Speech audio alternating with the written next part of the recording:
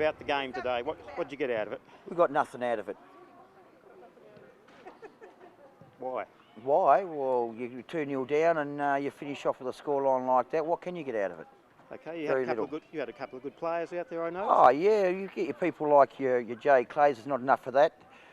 Your Aaron Wilson's for a 17-year-old lad putting in the sort of performance that he does back and forth, especially in transition, and outstanding again. Now, one thing that baffles me is why goalkeepers don't get credit as what a striker does. I think the understanding of the voting system possibly needs to be changed, and when you get someone like Alex Woodham in there week in, week out, stopping balls that's hitting the back of the net and putting himself on the line consistently, I think things need to change and goalkeepers need to be appreciated, and the vote counts just as much as strikers as any other ball player out in the park. Well, I must admit I noticed that, and I'd put him down as the best on the ground today. He did a magnificent job. Yeah, well, that's happening every game for us, and it's probably a bit of a poor resemblance on the way we play and the way we've been playing. It's by standards, it's not a score line that it looks out there. There was a lot more effort put in on the park. And at 2-0 down at half time, obviously 45 minutes is a long stroll.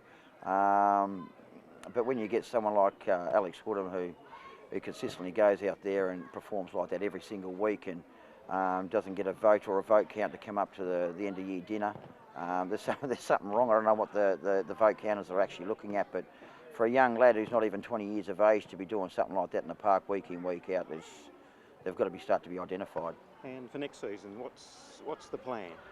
Well, I've just addressed the lads then as far as making sure that training starts again on Monday, and we start fixating ourselves in making sure our intensity picks up, our focus picks up. We've got a job to do next season now, so let's step forward to that. It's been a great insight. They've just said it's a great insight now for them to what needs to happen in 3 years' time from when we do jump up to this stage again. And by that stage, a lot of those players will be 20, 21. So now they know what it's like.